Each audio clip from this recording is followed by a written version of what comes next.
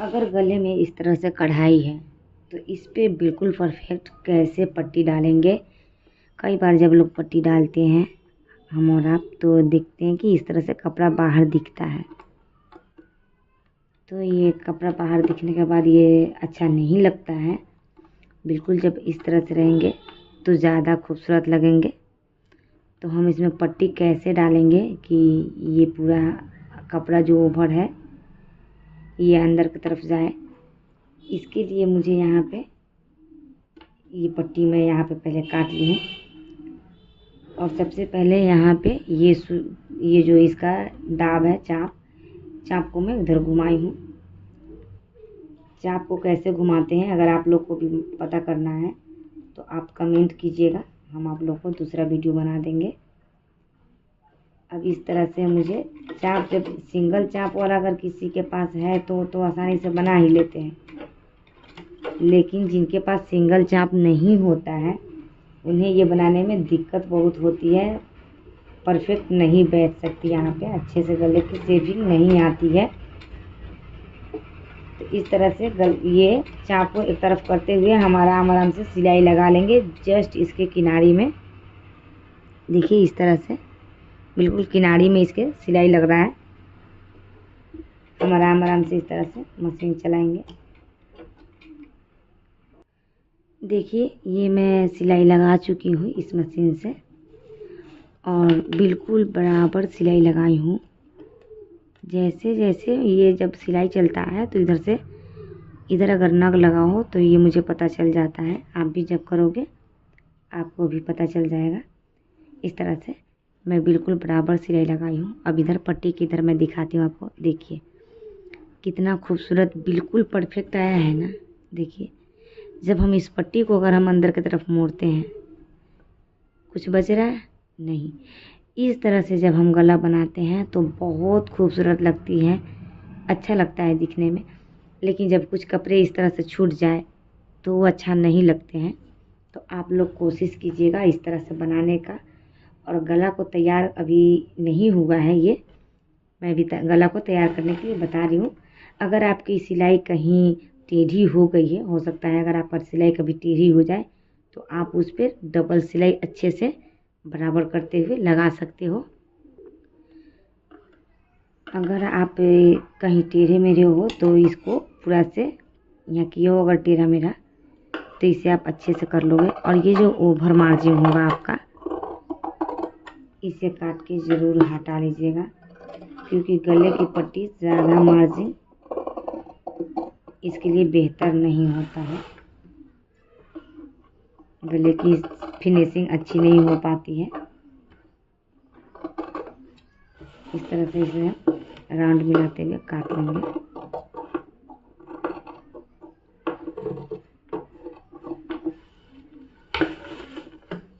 अब इसमें मैं छोटे छोटे कट लगाऊंगी। पूरा वीडियो जरूर देखिएगा, नहीं तो हो सकता है आपकी एक भी जानकारी अगर अधूरी रह गई तो आपकी ये गले की शेविंग हो सकती है इतनी अच्छी ना हो पाए। तिरछा कट लगा लेना है इस पर छोटे छोटे। अब मुझे इस तरह से करते हुए इस पर सिलाई लगानी होगी एक इस पट्टी की तरफ।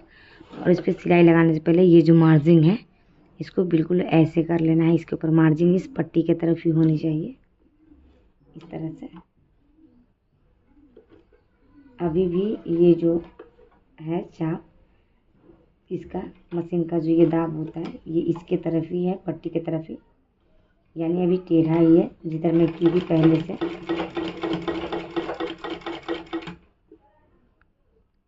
देखिए ये जो सिंगल चाप हर किसी के पास नहीं होता है, तो ज़रूरी नहीं है कि आपके पास सिंगल चाप है तो आपको कभी इस रूल्स की ज़रूरत नहीं पड़ेगी। कभी ना कभी आपको ये जानकारी रहेगा तो आपको ज़रूर ज़रूरत पड़ेगा इसका। और इस तरह से बनाने पे अच्छा होता है गले की शेविंग। सिंगल चाप होना ज़रूरी है, लेकिन हर सिलाई करने वालों को ये ट्रिक भी पता होना बेहद ज़रूरी है। क्योंकि अगर कभी आपके पास सिंगल चाप ना हो तो आप ये रूल्स अपना सकते हैं। इस तरह से आपकी ये जो गले की पट्टी बहुत अच्छी सेविंग होगी इसकी। अगर आपको इसकी ट्रिक सीखनी है तो जैसे हम पहले ही वीडियो में बता चुके हैं कि अगर आपको ये सीखना है तो आप कमेंट कीजिएगा, मैं आपको बता दूंगी ये आपको मैं इधर कैसे की हूँ। और इसे इधर घुमाते वक्त कोई सावधानियाँ भी रखनी है नहीं रखनी है ये मैं आपको ज़रूर बताऊंगी। देखिए अब मैं इसे फिर से सीधा कर ली हूँ और इसके बाद अब नॉर्मल जो हम हमेशा बनाते हैं गले की पट्टी जिस तरह से इस पर एक और सिलाई लगाने के बाद हम इस पर कच्चा सिलाई भी करेंगे। लेकिन कच्चा सिलाई कैसे करेंगे ये भी आपको बताना बहुत ज़रूरी है।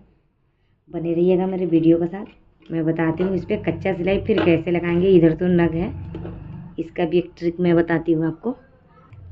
ये सिलाई मैं लगा ली हूँ, अब इस पर कच्चा सिलाई कैसे लगाना है। तो सबसे पहले हम इसे बराबर से फोल्ड करेंगे। देखिए इस तरह से मेरा ये शेविंग आया है, कितना परफेक्ट है, कितना अच्छा लग रहा है ना ऐसे में। अब इस पर मुझे कच्चा सिलाई लगानी है।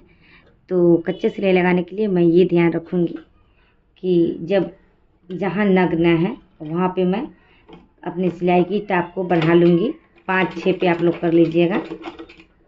इस तरह से बढ़ाने के बाद 2-4 बार सुई को अंदर डुबोते हुए अब जहाँ पे नग आ गया, अगर आपका पूरा तरफ नग है उसमें हल्का हल्का जगह छोड़ते हुए 1 से 2 बार सुई को बस इतना ही लेना है। अगर ये धागा खींचता है तो आप उधर से आराम से इस तरह से, क्योंकि इस नग पे मशीन मेरा चल नहीं सकता, सुई टूटने की डर होती है मुझे, और टूटने का डर ही नहीं टूटती भी है। इस तरह से मुझे बिल्कुल बराबर पट्टी अंदर की तरफ ले लेनी है। यहाँ पे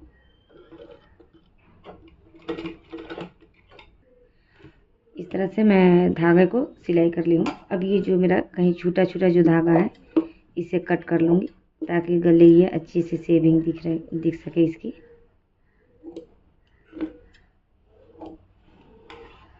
इस तरीके से अब देखिए इस तरह से ये कहीं कहीं सिलाई लगी है और आप फिनिशिंग के बाद इसे खोल सकते हो अच्छे से।